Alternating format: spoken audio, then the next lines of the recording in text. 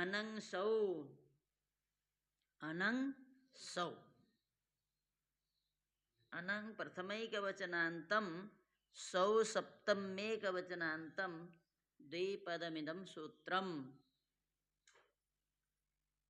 अनंग प्रथमैकवचनान्तं सौ सप्तम्येकवचनान्तं द्विपदमिदं सूत्रम्।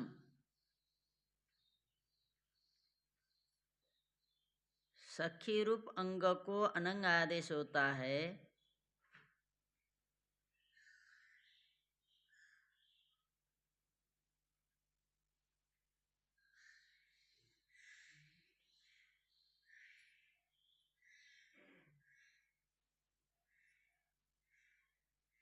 या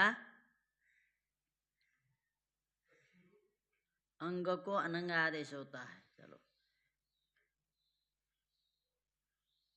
क्या लिखा, सख्युरम क्या लिखा है वृत्ति, सखी रंगस्य लिखा ना, हाँ इसीलिए हो गया। सखी रूप अंग को अनंग आदेश होता है संबुद्धि भिन्न सुपर में रहने पर। सखी रूप अंग को अनंग आदेश होता है, सखी रूप अंग को अनंग आदेश होता है संबुद्धि भिन्न सर्वना सुपर में रहने पर, संबुद्धि भिन्न सुपर में रहने पर।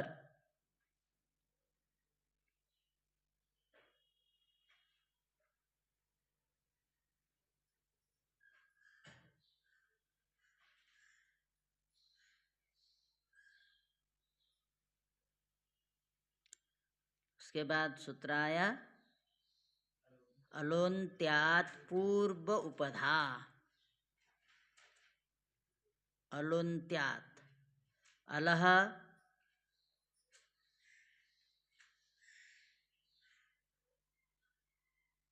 अलोन्त्यात् पूर्व उपधा। अलह पंचमेकवचनान्तं, अलह पंचमेकवचनान्तं अन्त्यात् पंचमेकवचनान्तं पूर्व प्रथमैकवचनान्तं उपधा प्रथमैकवचनान्तं चतुष्पदमिदं सूत्रम्। ये अभी लिख रहे हो, बाद में अपने आप पता चल जाता है ना, ये तो बोल रहे हैं वैसे, नहीं तो बाद में अपने आप पता लग जाएगा कौन सा शब्द है। अब आप पूरे षडलिंग पढ़ लोगे तो सारा अपने आप कौन प्रथमांत है, द्वितीयांत है, तृतीय अपने आप पता लग जाएगा। ठीक है। अलह पंचमेकवचनान्तं अन्त्यात् पंचमेकवचनान्तं पूर्व प्रथमैकवचनान्तं उपधा प्रथमैकवचनान्तं चतुष्पदमिदं सूत्रम्। ठीक है। वो है ना आगे, पढ़ तो लियो अब तक तो। भो भगो अगो अपूर्व से नहीं पढ़े, अलग दिया है नहीं दिया, पूर्व उपधा अलग अलग दिया है ना, तो यहाँ लगेगा कि नहीं, क्या करोगे, पूर्व सु, सु में क्या बचेगा, स को स जुसो रू से रू करेंगे, रेप बचा, रेप के स्थान पर भो भगो अघो अपूर्व से योसी से यह कर देंगे, और यह का लोप साकल्य से लोप करेंगे। हाँ, हली कहाँ हल पर है कि हली सर्वेशम लगा दोगे भाई, उपधा है ना, हल पर है ना लगेगा। हाँ, इसीलिए पूर्व उपधा ऐसा हो गया। हाँ हाँ,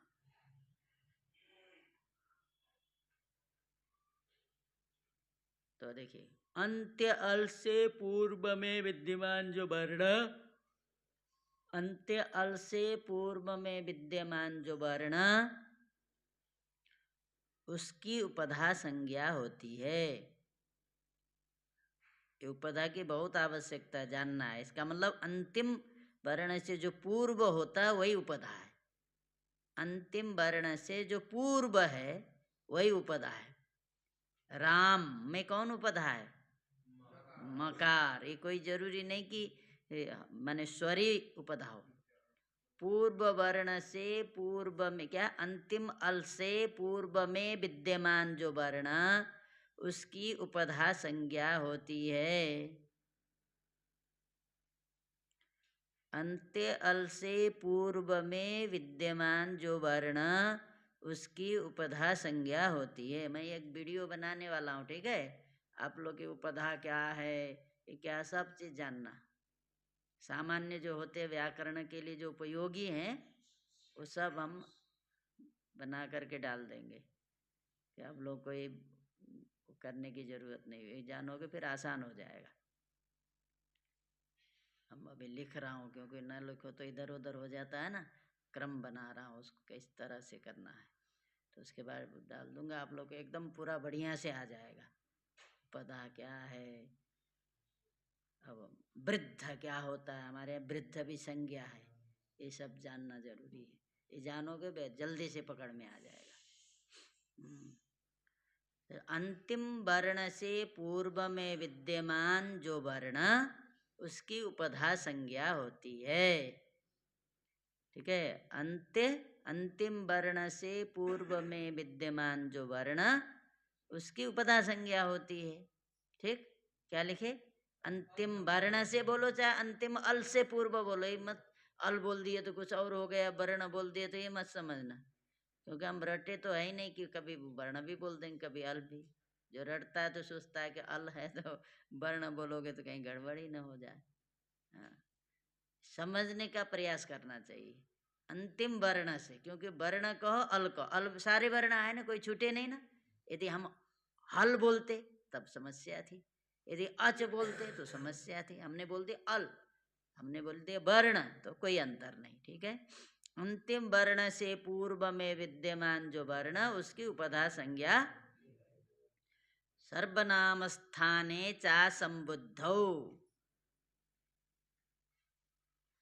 सर्वनाम स्थाने चा संबुद्धौ, नांत की उपधा को दीर्घ होता है। अच्छा, सर्वनाम स्थाने सप्तमेक वचनांतम च अव्ययपदम असंबुद्धौ सप्तमेक वचनांतम, सर्वनाम स्थाने सप्तमेक वचनांतम च अव्ययपदम असंबुद्धौ सप्तमेक वचनांतम त्रिपदमिदं सूत्रम। नांत माने नकारांत की उपधा को दीर्घ होता है। नकारांत की अथवा नकारांत शब्द की उपधा को जोड़ दो, यहाँ स्पष्ट हो जाएगा। नकारांत शब्द की उपधा को दीर्घ होता है।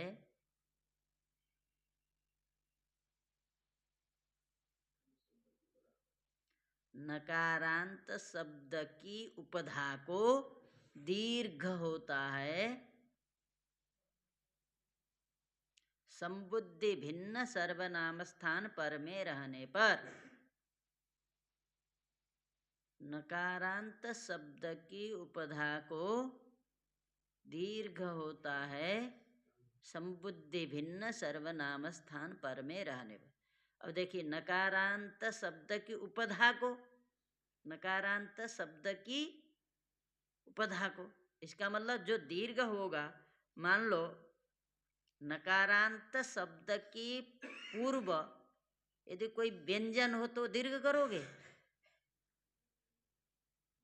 दीर्घ तो जिसके दीर्घ होंगे उसको ना दीर्घ किया जाएगा। इसका मतलब कभी हल उपधा में हो तो दीर्घ नहीं करना है। इसका मतलब नकारांत की उपधा, नकारांत शब्द की उपधा में जो अच है उसको दीर्घ होता है, ये मतलब आया क्या? नकारांत शब्द की उपधा में विद्यमान क्या? अच। यदि अच होगा तो ही दीर्घ करना है। कोई उपधा में यदि क्या हो, हल हो, तो क्या करोगे दीर्घ भाई? उसको, उसका कोई दीर्घ हो तब ना दीर्घ करेंगे, उसका दीर्घ होता ही नहीं। इसीलिए यहाँ अच समझना है, ठीक है? बोला नहीं है लेकिन आपको समझना है। नकारांत शब्द की उपधा में विद्यमान जो अच है उसको दीर्घ करना है, ठीक है? ये समझना। नकारांत शब्द की उपधा को क्या होता है? दीर्घ होता है। कहाँ? संबुद्धि क्या है? संबुद्धि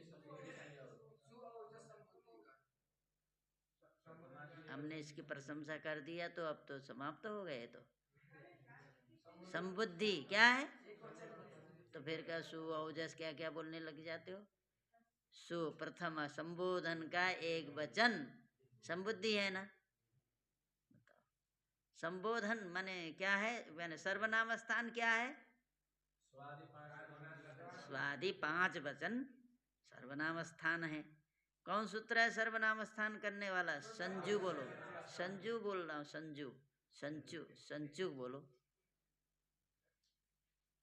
हाँ हाँ, ध्यान नहीं है। हाँ, सुड नपुंसकस्य सूत्र है, नहीं ध्यान रखना चाहिए ना। सुड नपुंसकस्य सूत्र है।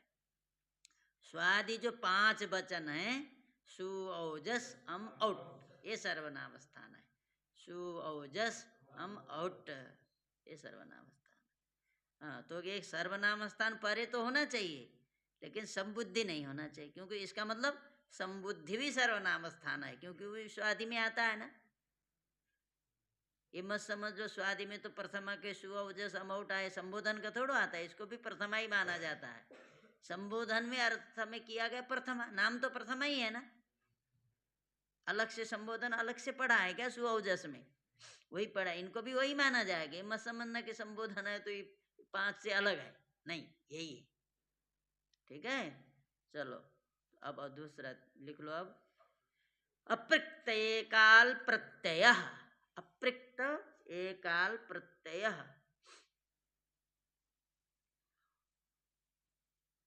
अपृक्त प्रथमैक वचनांतम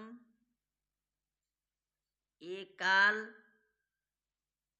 जोड़ के लिखा होगा, एकाल प्रत्यय कि अलग लिखा है? हाँ चलो फिर लिख दे। एकाल प्रथमैक वचनांतम प्रत्यय प्रथमैक वचनांतम, अपृक्त प्रथमैक वचनांतम एकाल प्रथमैक वचनांतम प्रत्यय प्रथमैक वचनांतम त्रिपदमिदं सूत्रम्। अपृक्त प्रथमैक वचनांतम एकाल प्रथमैक वचनांतम प्रत्यय प्रथमैक वचनांतम त्रिपदमिदं सूत्रम। एक अल रूप प्रत्यय की अपृक्त संज्ञा होती है। एक अल रूप प्रत्यय की अपृक्त संज्ञा होती है। एक अल रूप प्रत्यय की अपृक्त संज्ञा होती है।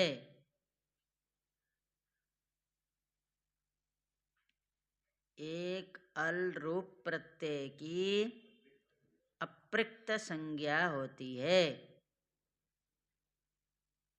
एक अल रूप कहने से क्या पता चल रहा है? वो प्रत्यय केवल एक वर्ण वाला होना चाहिए।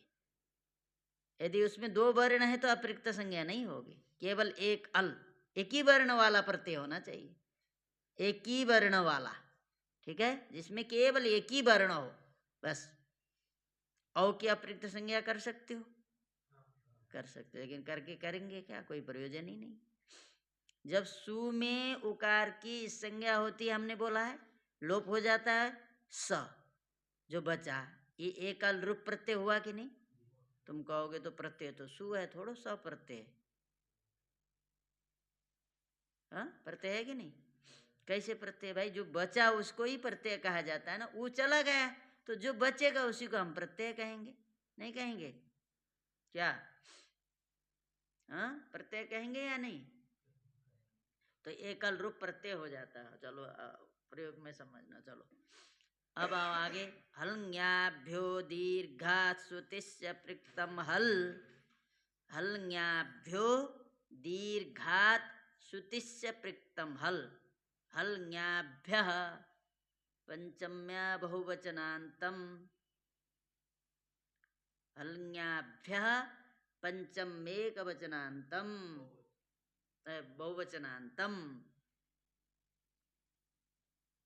दीर्घात पंचमेकवचनांतम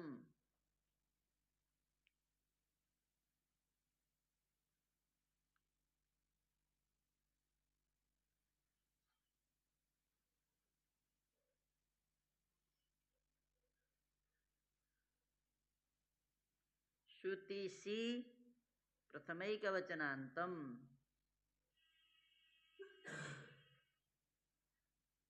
अपृक्तम प्रथमैकवचनांतम हल प्रथमैकवचनांतम अनेकपदमिदं सूत्रम् हल्ङ्याभ्यः पंचम्या बहुवचनांतम दीर्घात् पंचमेकवचनांतम श्रुतिसी प्रथमैकवचनांतम अपृक्तम प्रथमैकवचनांतम हल प्रथमैकवचनांतम त्रिपदमिदं सूत्रम् अनेकपदमिदं सूत्रम् अनेकपदमिदं सूत्रम्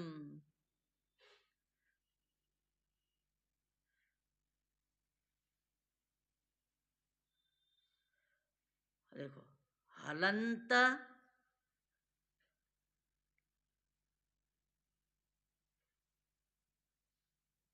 शब्द से पर में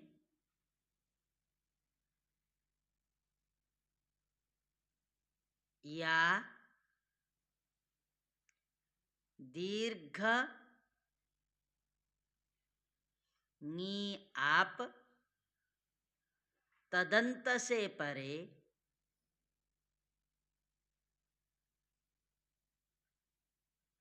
जो सूतीसी संबंधी अपृक्त हल जो सूतीसी संबंधी अच्छा सूतीसी का चलो संबंधी ठीक रहेगा सूतीसी संबंधी अपृक्त हल उसका लोप होता है हलंत शब्द से परे या दीर्घ नी आप तदंत से परे सूतीसी संबंधी अपृक्त हल का लोप होता है अच्छा जो सूतीसी संबंधी अपृक्त हल उसका लोप होता है हो गया जो सूतीसी संबंधी मतलब समझते हैं सु का हल अथवा ती का हल अथवा सी का हल इसका मतलब सु का हल कौन होगा सु ऊ चला जाएगा जब हल होगा ती का हल मतलब भी जब ती में ई चला जाएगा तब होगा ये तिंगंत में आएगा सी का हल मतलब भी सी में जब ई चला जाएगा तब सा ये भी तिंगंत में आएगा ये दो के उदाहरण तिंगंत में मिलेंगे केवल आपको यहाँ सुसंबंधी हल मिलने वाला है इसके अलावा नहीं ठीक है क्या हुआ हल हलंत शब्द से परे या दीर्घ सु क्या दीर्घ नी आप तदंत से परे जो सूतीसी संबंधी अपृक्त हल उसका लोप होता है अब एक और सूत्र लिख लो फिर तब सु बनाएंगे सु का आया न लोपः प्रातिपदिकान्तस्य न लोपः प्रातिपदिकान्तस्य न लोपः प्रथमैकवचनान्तम यद्यपि न कहीं कहते हैं लुप्त षष्ठ्यंतम पदम ऐसे आता है अब यहाँ चलो न लोप एक साथ लिखा है ना हाँ न लोपः प्रथमैकवचनान्तम प्रातिपदिकान्तस्य षष्ठेकवचनान्तम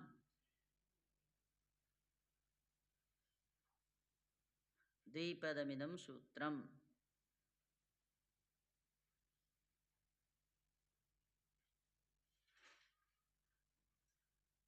प्रातिपदिक संज्ञक जो पद प्रातिपदिक संज्ञक जो पद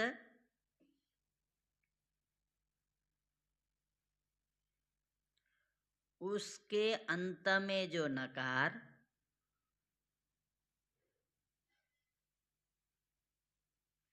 उसका लोप होता है। प्रातिपदिक संज्ञक जो पद, उसके अंत में जो नकार, उसका लोप होता है।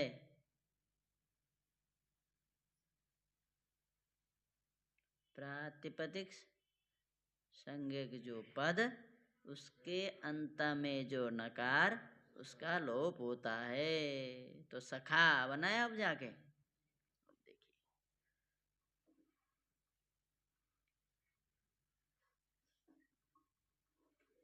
तो बनाने के लिए इतने सूत्र चाहिए।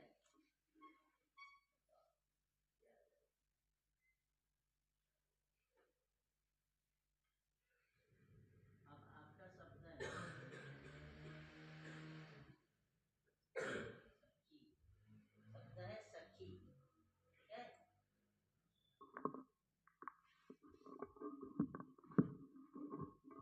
सखी शब्द है, सखी शब्द है, तो क्या करेंगे? सबसे पहले हम सु ले आएंगे। सु, सु के लिए ही चल रहा है सखी, सखी सु। अब सबसे पहले हम सूत्र लगा, अंग संज्ञा करेंगे। ये हमेशा ही करना है, हम किसी भी शब्द से प्रत्यय आगे लाएंगे तो अंग संज्ञा करना ही करना है। अंग संज्ञा के लिए कोई रोक नहीं है, ठीक है। कहीं अंग संज्ञा प्रयुक्त कार्य है या नहीं है, तो अंग तो है ही। अंग संज्ञा किससे हो गई? स्मात् प्रत्यय विधि तदादि प्रत्ययंगम से, तो अंग हो गया। अब सूत्र लगाइए अनंग सौ, अनंग सौ सूत्र लगाइए। क्या कहता है? सखी रूप अंग को अनंग आदेश होता है संबुद्धि भिन्न सुपर में रहने पर। सखी रूप अंग है कि नहीं? सखी रूप अंग माने सखी तो अंग है, सखी ही अंग है, इसीलिए इसको बोला जाता है सखी रूप अंग। माने ये सखी रूप अंग है, सखी रूप। अब जैसे मान लो यदि परम सखी होता,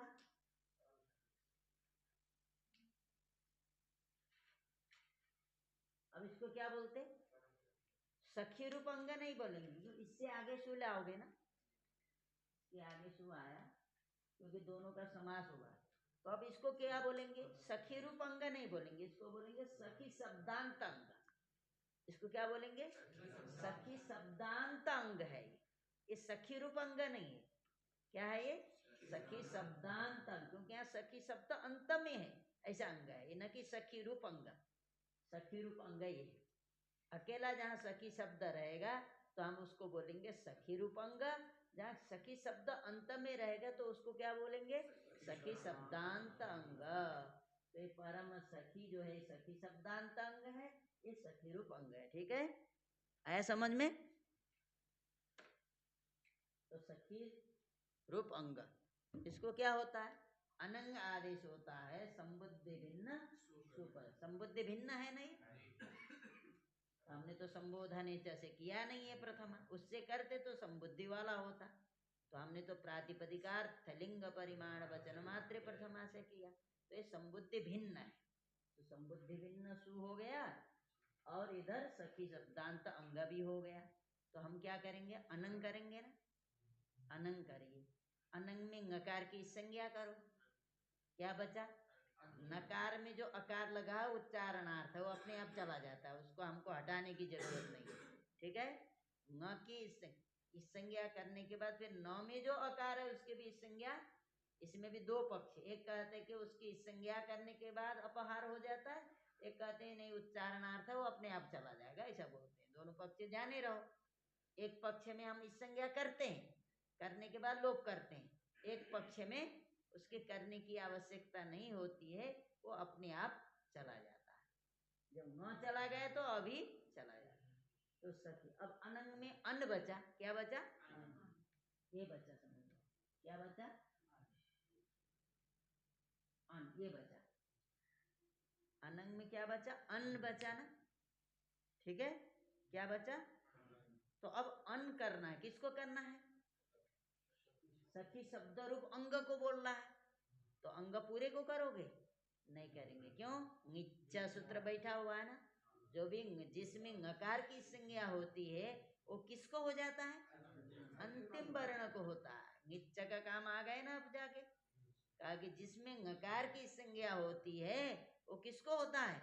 अंतिम वर्ण को होगा। भले वो सखी रूप अंग को बोल दिया हो, अनंसो भले सखी रूप अंग को होता है बोल दिया हो, लेकिन यहाँ ङिच्च जब आएगा वो कहेगा कि नहीं, ङकार की संज्ञा जिसमें हुई है वो किसको करना है? अंतिम वर्ण को करना है। इसका मतलब इकार को हटा देना है, उसकी जगह पर अन का प्रयोग कर देना है। तो क्या बना? ऐसे हो गया ना, एक ही जगह पर आया। इधर सु है ये, ठीक है, ठीक है, हो गया। सख अन्न बचा। अब इसमें ख में अ को मिला देंगे, क्योंकि ख हल हो गया है, इसको मिला देंगे तो बनेगा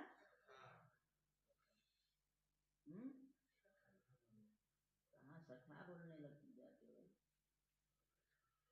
सखन बन गया। क्या बन गया? सखन बन गया। ई की जगह पर अन आया तो अन का जो अ है हमने ख में मिला दिया, तो इधर ना तो सखन सु बन गया। वह सखन सु। क्या शुभम?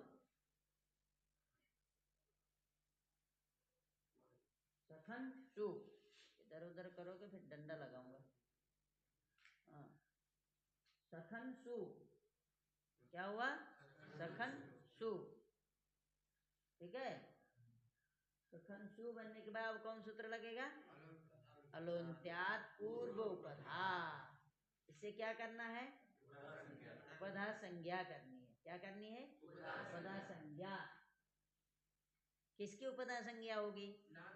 नान्त जो शब्द, कौन हुआ नान्त शब्द? ही सखन जो शब्द है नान्त है ना, नकारांत है, इसकी जो उपधा, इसकी इससे पूर्व पर पहले तो माने उपधा संज्ञा करनी है। नान्त से कहाँ चला गया? तो वो थोड़ा बोलता है, सर्वनाम स्थाने लगा दिया। अलोन्त्यात पूर्वोपधा क्या कहता? अंतिम वर्ण से जो पूर्व में विद्यमान वर्ण है उसकी होती है उपधा संज्ञा। तो इसमें अंतिम वर्ण है नकार, उससे पूर्व में वर्ण है खकार, इसकी हो जाएगी उपधा संज्ञा। ठीक है। अंतिम वर्ण है नकार, इससे पूर्व में वर्ण है अकार, खका ख का जो अ है इसकी हो जाएगी उपधा संज्ञा। अंतिम वर्ण क्या है? ये मत का नहीं, निमित्त कोटि में आता है। ये कहोगे सु में वो नहीं, अंतिम वर्ण है नकार, उससे पूर्व में वर्ण है ख का अ, इसकी कर दो उपधा संज्ञा। तो पता लग गया है ना, ख में जो अ है ये उपधा है। ठीक है, इसकी हो गई उपधा संज्ञा। ठीक है। तो उसके बाद लगा सर्वनाम स्थाने च संबुद्धौ। क्या सूत्र लगा? सर्वनाम स्थाने च संबुद्धौ। एक आता है नान्त शब्द की जो उपधा, नान्त शब्द की जो उपधा। तो नान्त शब्द कौन हुआ? स्वखन। नान्त शब्द कौन हुआ? सखन। इसकी जो उपधा क्या है? ख का अ। इसका क्या करो? दीर्घ करो। अ है तो अब आ करो, दीर्घ मतलब आ। अ है उसको दीर्घ कर देना है। अ का दीर्घ क्या? आ। कहाँ करना है? संबुद्धि भिन्न सर्वनाम स्थान है कि नहीं? है सुड नपुंसक से सर्वनाम स्थान संज्ञा हुई। अब दीर्घ कर दो, क्या बन गया?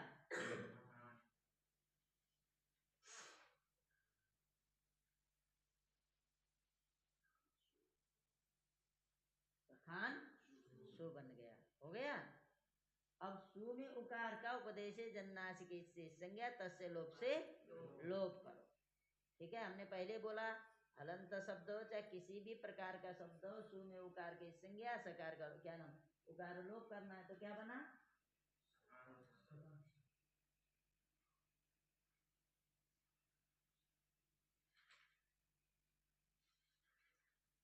सखान स बन गया। अब सूत्र लगाइए अप्रिक्त एकाल प्रत्यय। क्या सूत्र लगा? अप्रिक्त एकाल प्रत्यय। एकल रूप प्रत्यय की क्या होती है? तो बताओ यहाँ कितने अल है? एक अल माने एक वर्ण, तो एक वर्ण है ना इसमें स, एक वर्ण वाला प्रत्यय हुआ कि नहीं हुआ? यदि जब तक ये रहता ऊ तब तक हम नहीं कर सकते अपृक्त संज्ञा। अपृक्त संज्ञा हमने ऊ का ऊ की इस संज्ञा किया, किससे इस संज्ञा किया? उपदेश जन्नासी, किससे लोप किससे किया? लोप से। तो क्या बचा? स। इसी की जो एकल रूप जो प्रत्यय स है, इसकी अपृक्त एकाल प्रत्यय से अपृक्त संज्ञा हो गई। ठीक है, अपृक्त संज्ञा होने का फल क्या है? हलंग्याभ्यो दीर्घात श्रुतिस्य पृक्तम हल। अब देखो हलंत से परे या, अब यहाँ दूसरा वाला नहीं घटेगा, या वाला बात नहीं घटे, केवल हलंत से परे श्रुति से संबंधी अपृक्त हल हो तो लोप करना है, अथवा दीर्घ नी आप तदंत से परे हो तो श्रुति से संबंधी अपृक्त हल का लोप करना है। दो क्या, पहले तो हलंत से परे श्रुति से संबंधी अपृक्त हल हो तो भी लोप करना। ये हलंत है, सकान माने सखान हलंत है नहीं है, इससे परे ये क्या है? ये किसका स है? सु का, तो इसका मतलब सुसंबंधी हल हुआ कि नहीं? सु का हल है, इसका मतलब सुसंबंधी हल है। यदि ती का हल होता तो ती संबंधी हल होता, सी का हल होता तो सी संबंधी होता। तो ये क्या है? इस सुसंबंधी हल है, अपृक्त संज्ञा भी हुई है। सुसंबंधी अपृक्त हल है कि नहीं? अपृक्त संज्ञा हुई है कि नहीं हुई? इसीलिए सुसंबंधी अपृक्त हल हो गया स, इसका लोप हो जाएगा। हो गया? ये हलंत हुआ कि नहीं? हलंत, हलंत से परे श्रुति सी संबंधी अपृक्त हल हो तो लोप करेगा। दीर्घ नी आप तदंत से परे हो तो भी करेगा। देखो श्रुति सी दीर्घ नी आप कौन होते हैं? नदी, अभी ले लो, ये यहाँ भी सही रहता है, लोप करने का सही रहता है। ये क्या है? दीर्घ नी है ई, दीर्घ नी क्या है? ई, इससे परे तदंत कौन हुआ? नदी। दीर्घ नी कौन हुआ? ई, तदंत हुआ नदी। उससे परे श्रुति सी संबंधी अपृक्त हल तो सुसंबंधी अपृक्त हल लोप हो जाता है इसका, है ना? और दूसरा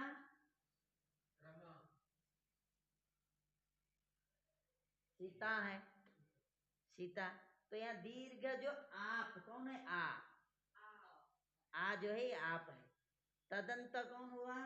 सीता। उससे परे अपृक्त हल कौन हो जाएगा? जब सु का स ले आओगे ये होगा। ठीक है, दीर्घ जो मी, तदंत हुआ नदी, दीर्घ जो आप हुआ आ, तदंत सीता, उससे परे अपृक्त हल कौन हुआ? आवंत से परे ये हो गया, न्यंत से परे ये हो गया, हलंत से परे। ठीक है, हलंत से परे हो तो भी लोप होगा। और न्यंत दीर्घ नी, दीर्घ न्यंत से परे हो तो भी होगा, दीर्घ आवंत से परे हो तो भी हो जाएगा। तो इन सब जगह नहीं रहता। तो क्या बन गया यहाँ? अभी ये आपको जानने के लिए अभी उदाहरण इसके नहीं आए।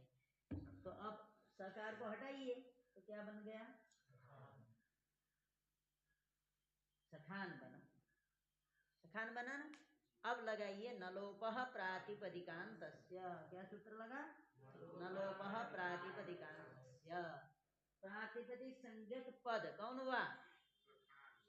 क्योंकि जब तक ये था यहाँ तक पद था, ऊ चला गया तो यहाँ तक पद आया, अब ये भी चला गया तो पद कहाँ आया? समझ के? सुबंत की ना पद संज्ञा होती है। सुबंत तो ये है, ये जब तक है यहाँ पद था, यहाँ था, यहाँ था, यहाँ आया पद, और करते करते ये भी चला गया तो जो बचेगा उसी वही पद होगा। तो प्रातिपदिक संज्ञक पद, ठीक है। और प्रातिपदिक संज्ञक भी कि प्रातिपदिक संज्ञा इसकी हुई है ना, ये न किसकी जगह पर आया? अनंग हुआ है, ई को हटा करके तो अन आया है, इसीलिए ये प्रातिपदिक भी हो गए। जब ये प्रातिपदिक है, इसी इकार को विकार होकर के तो ये हुआ, इसलिए ये भी प्रातिपदिक है। ये पद भी है, प्रातिपदिक दोनों है। लेकिन इतना रहता तो हम इसको नहीं बोलते प्रातिपदिक। ठीक है, ये प्रातिपदिक इतना होता, पद होता इतना तो नहीं। यहाँ तो क्या है, पद में इतना ही रहा, प्रातिपदिक भी नहीं रहा, इसीलिए कहा प्रातिपदिक संज्ञक पद कौन हुआ, सखान। इसमें नकार का लोप कर, उसके अंत में जो नकार उसका लोप हो जाता है। प्रातिपदिक संज्ञक पद का जो अंतिम है, अंतिम नकार, उसका लोप होता है ना, यही ना है। प्रातिपदिक संज्ञक पद कौन हुआ, सखान। इसके अंत में जो नकार, इसके अंत में जो नकार, तो अंत में है कि नहीं, इसका लोप कर दो तो क्या बन गया, सखा, सखा बन गया। सखी शब्द से बनते बनते क्या आ गया, सखा। सखी बोलोगे तो गलत, क्या बोलना है, सखा। हे सखा बोलोगे, हे सखा बनेगा, फिर क्या बनेगा संबोधन में, हे सखे बनेगा, हरे की तरह। संबोधन में बनेगा हे सखे, और प्रथमा में बनेगा हे सखा। ठीक है, आया नहीं आया बताइए। सबसे पहले हमने सखी शब्द से शु लाया, सखी शु, उसके बाद क्या किया,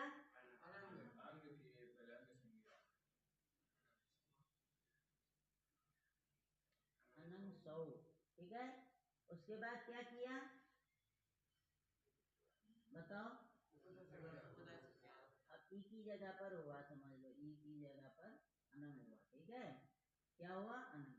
और उसके बाद हमने क्या किया, अब संकेत के लिए लिख देता हूँ, अलोन्त्यात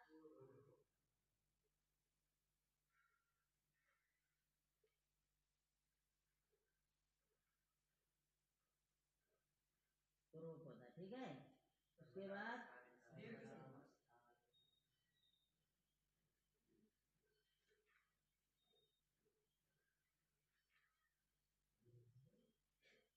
सर्वनाम स्थाने चार शब्दों से दीर्घ। ठीक है, उसके बाद क्या किए, अप्रिक्त संज्ञा। ठीक है, अप्रिक्त एकाल प्रत्यय।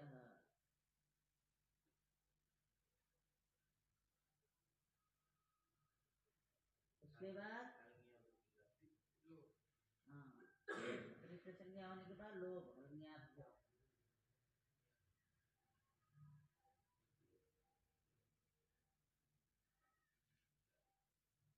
ज्ञाभ्यो दीर्घा श्रुति से प्रीतम हल से इसका लोप। उसके बाद फिर नकार का लोप, न लोप,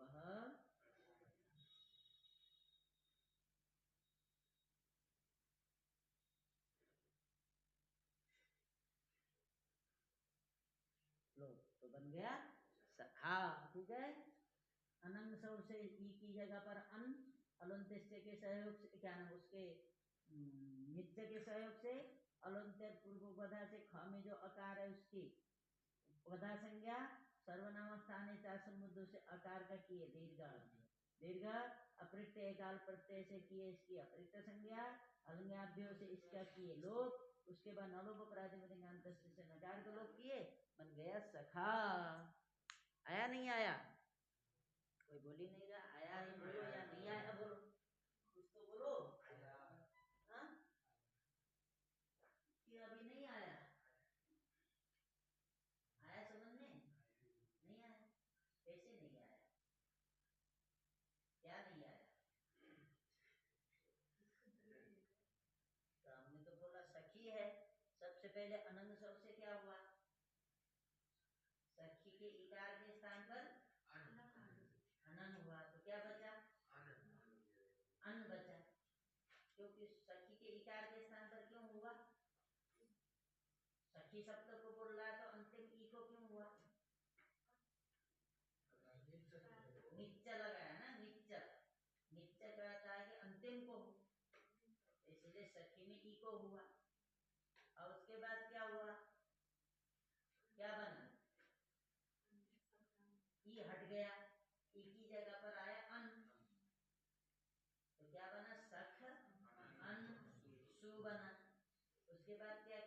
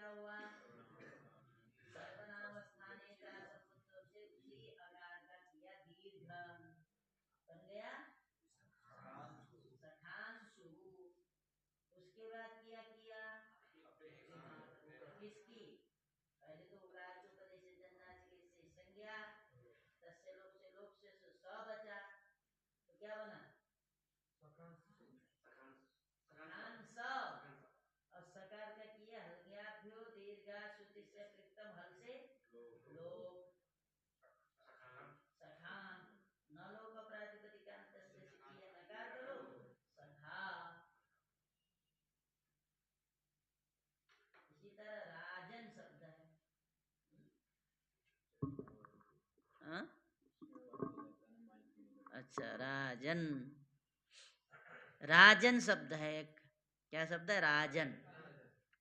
अब वहाँ ये है कि हम यहाँ तो पहले अन किए इकार की जगह पर, तब सखन बन गया, सखन बना। और राजन में कुछ करने की जरूरत नहीं, पहले से राजन है। वहाँ पर भी यही प्रक्रिया है, अनंग नहीं करना है, बस राजन है। तो वहाँ भी क्या करेंगे? उपधा संज्ञा करेंगे। पहले अलुंत्यात पूर्व उपधा से ज में जो अकार है उसकी उपधा संज्ञा करेंगे। किसकी उपधा संज्ञा होती है? जो भी शब्द है उस शब्द के अंतिम वर्ण से जो पूर्व वर्ण है। राजन में अंतिम वर्ण क्या है? हाँ?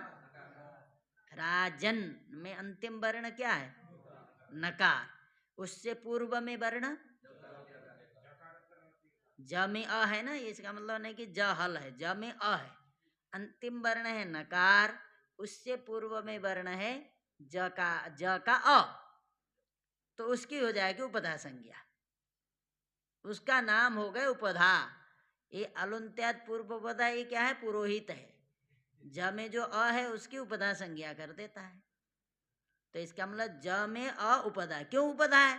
तो आपको ये बोलना है कि अंतिम वर्ण से पूर्व में जो वर्ण होता है उसे उपधा कहा जाता है।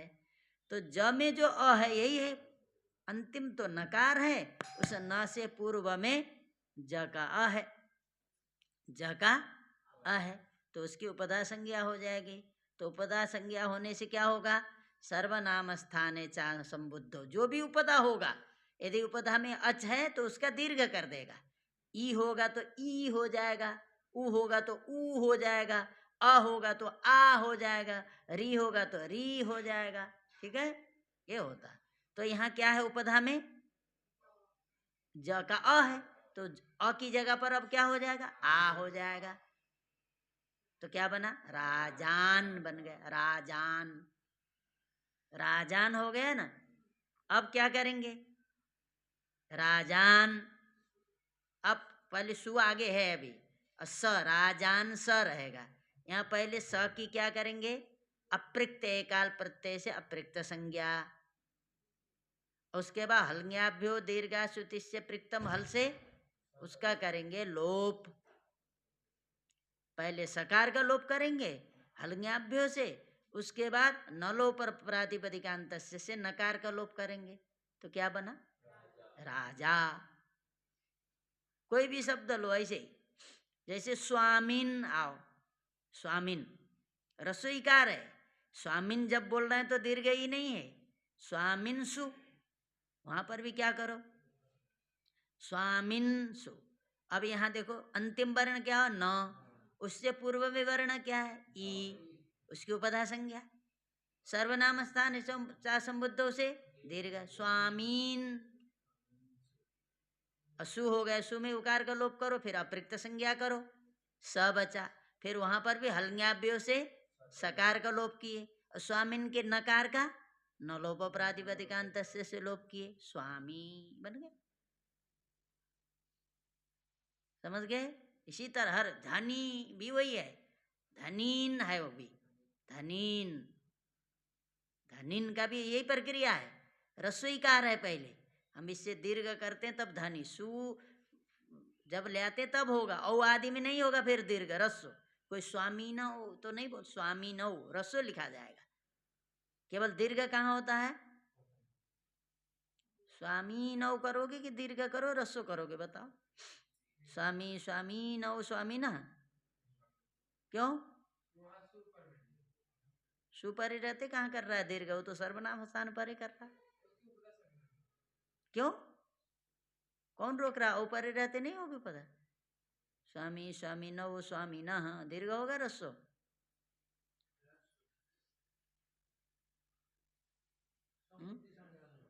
रस्व होगा ना, क्यों?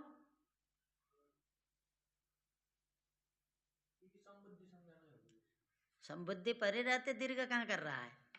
संबुद्धि भिन्न बोल रहा है, सर्वनाम स्थान संबुद्धि भिन्न, सर्वनाम स्थान परे होना चाहिए। सर्वनाम स्थान तो सु औजस अमौट सब है ना, नहीं होगा? नहीं होगा, कल सोच करके बताना। चलो। तुम लोग को बताएंगे, इसको इससे परीक्षा लेनी है ना, कल बताएगा तो बताएंगे। कल हमको सही उत्तर देना, दीर्घ होगा या नहीं होगा। दीर्घ तो होना चाहिए, देखो लिख रहा है। नहीं होगा तो क्यों नहीं होगा, होगा तो क्यों होगा बताना है। राजा राजानो, राजा ना करते तो यहाँ नहीं करोगे। हाँ, वो कहाँ शुभ स्वर भ्याम आदि में थोड़ो कर रहे हैं। चलो ठीक है।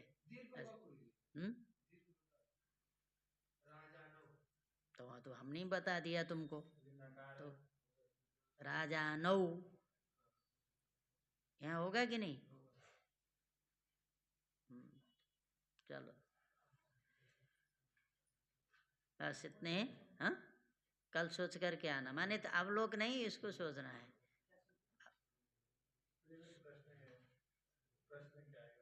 स्वामीनों में दीर्घ होगा कि नहीं। एक सूत्र ध्यान रखना, इन हन पुषार्यमणाम सौ, ठीक है। हलंत पुलिंगे, आप लोग तो नहीं वो बुद्धि लगाएगा। इन हन पुषार्यमणाम सौ सूत्र है। हाँ,